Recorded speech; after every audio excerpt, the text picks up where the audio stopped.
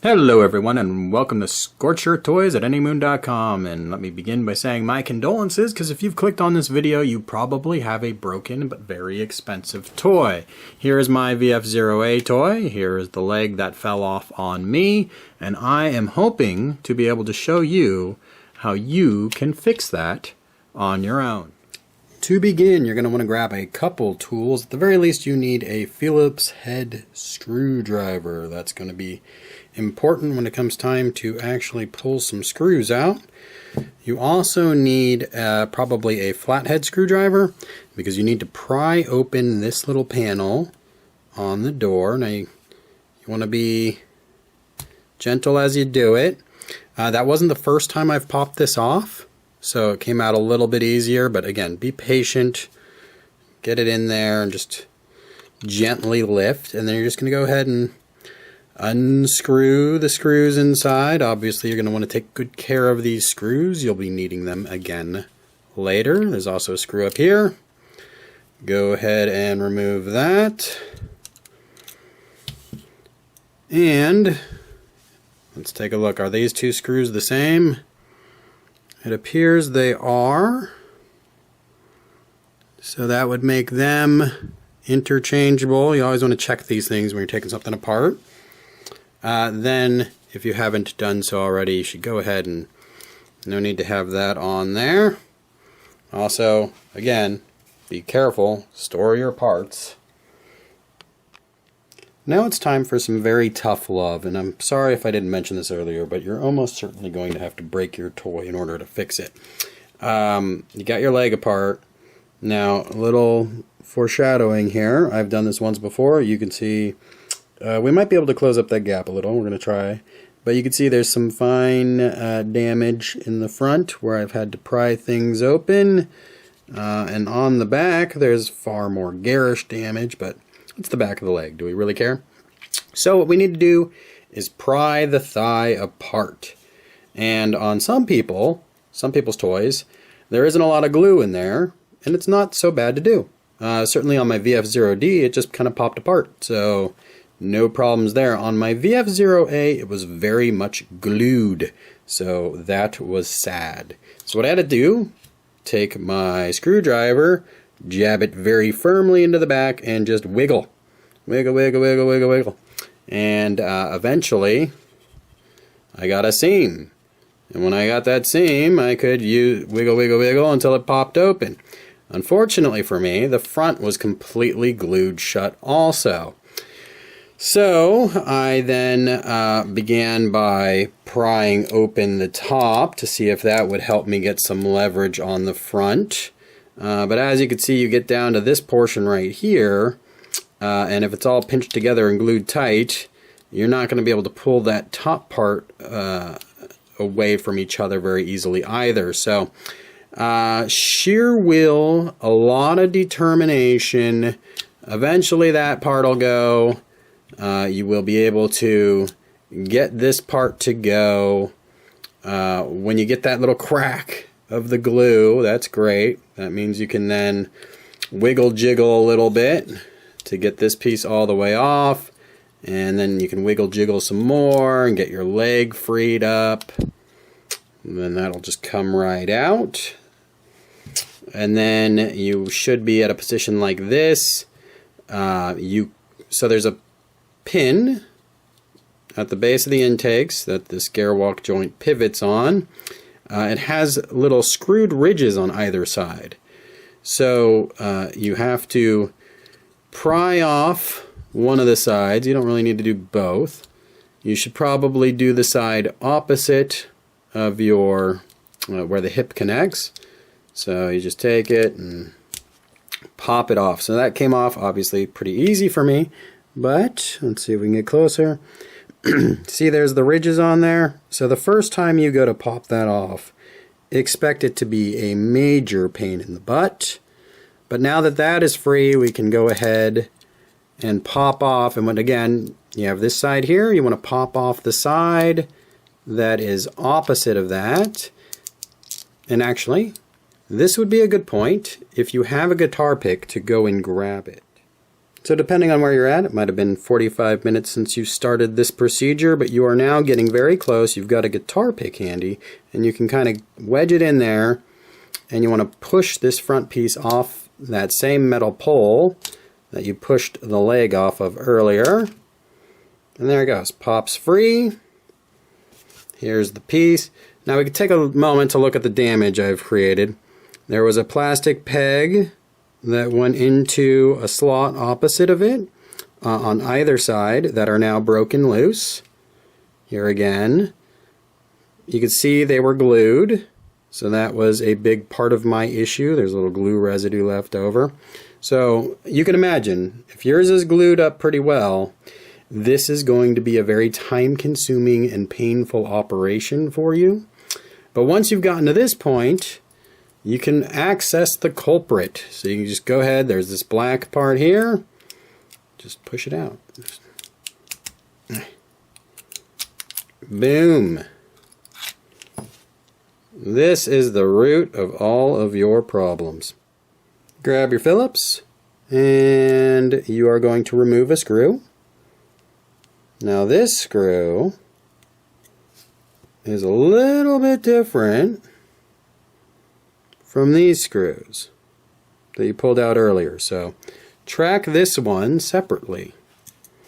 You can now pry apart your little housing, and there is the ball that is no longer attached to anything. So you had a half plastic ball that would attach to the hip. Alright, so we're going to take a close examination of our problem and the solution. First of all, here's my housing. And you can see it looks like the paint, they painted this, and the paint may have attached to my black half of my ball.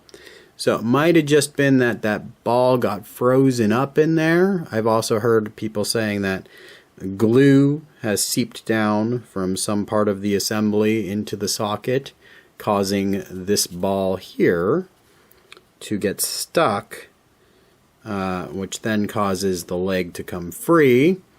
The other option is sometimes this ball is not produced properly, allegedly I should say. It's a little too big, and so the socket can't close all the way around it, and that again would cause a problem with fit.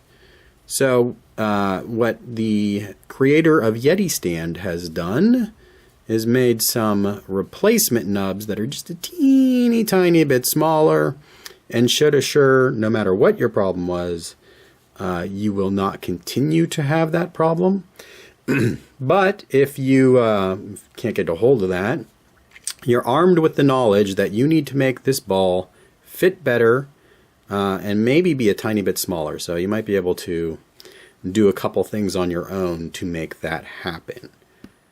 Alright, now we're going to do a dry fit. So take your housing, find the screw that belongs to that housing, and then just give it a couple twists so it's attached to the housing but still opens up. Then find the ball that you want to use. If you're using the stock ball, make sure you've trimmed a little of the flashing away, whatever it needs to do to fit a little bit better. Then you are going to take your housing and collapse it on there and pinch it tight. And tighten up the screw. Do not pull away as you do this. You want to keep everything on there. And get it nice and tight. And when you are done, the housing should have very little gap, if any at all. And you should be able to play with it like there's a leg on there. And absolutely not have it pop off on you. So do whatever you need to do until you are at the level of comfort that that thing would not come off under any circumstances. And once you've done that, you're going to go ahead and unscrew it so you could put it on permanently. So let's go ahead and take it out. Now again, you don't have to unscrew it all the way, just enough so everything comes out. And then we're going to grab some parts and put it all back together again. Alright, now you're ready for the real deal. So we're going to go ahead and just pull the nose cone out of the way. Take our intake assembly that we had before, slide it on there. You'll notice that the intake assembly has a deep groove on one side. That is for the knuckle on one side of the housing. So just eyeball that for later here. Take your ball and put it on the end like you did for your dry fit. Take your housing. Again, you be conscious of where your knuckle is, because you're just trying to put everything together at this point. All right, got the housing on there. And again, we're going to screw that in. Nice and tight. And now I'm going to tighten this up a little bit more, and we'll move on to the next step. Okay, now you're just going to slide the leg into its position.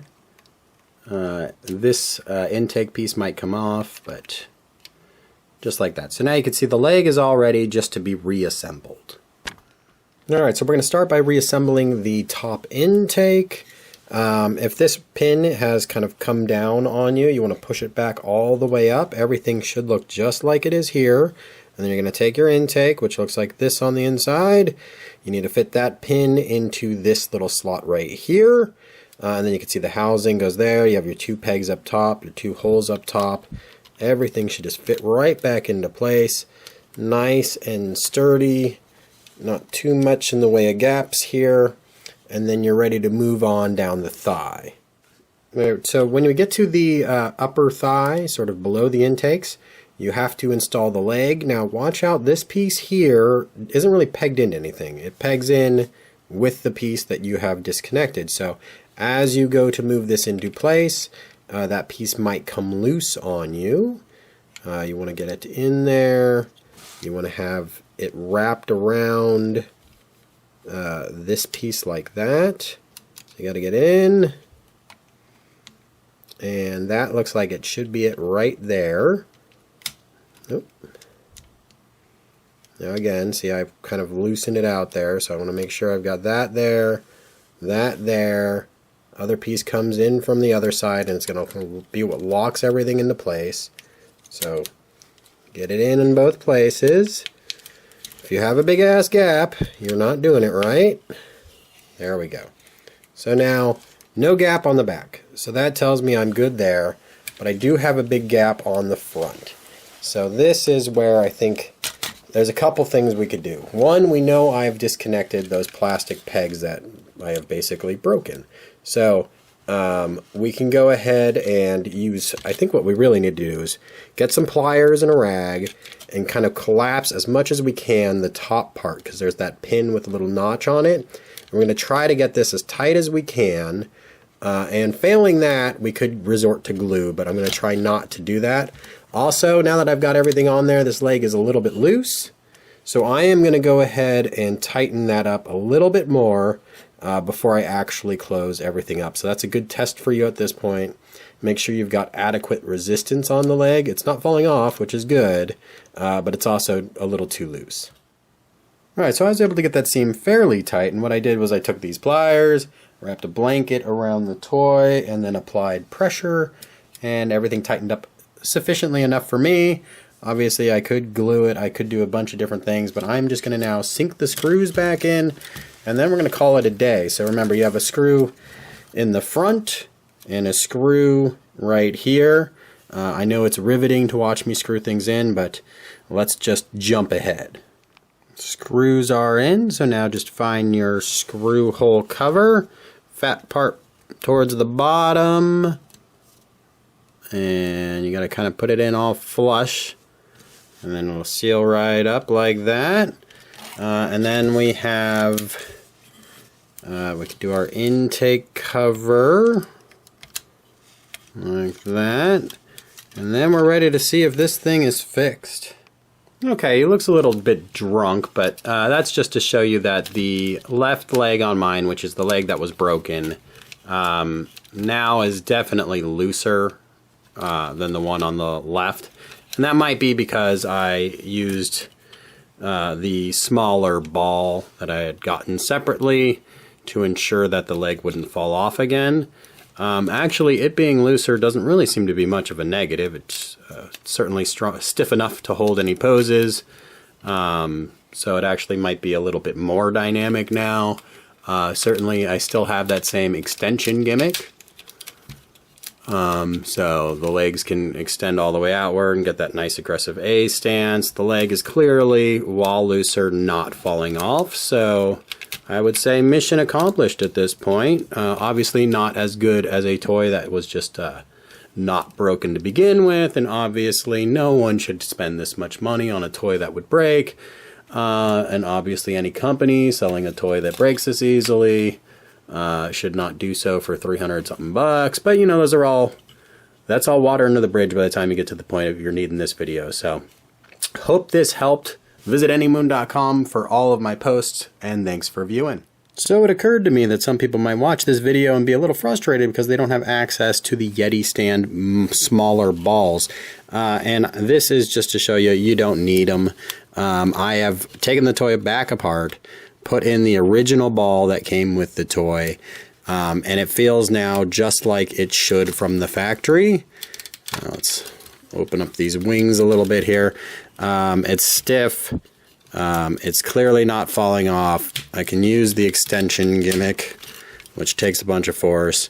I can get the wide stance. So all you have to do is use your existing ball and clean up some of the flash on it, and make sure it moves freely in the housing. I think that paint might have been the culprit on mine, but I did clean up, again, a little bit of flash from it, and now it works perfect. So, bummer that I had to manhandle my toy, get a little bit fatter seam in the front, and some gouges in the back. But, oh, and obviously I broke some internal pegs. Obviously nothing that you want to do, but you can get it to functional again.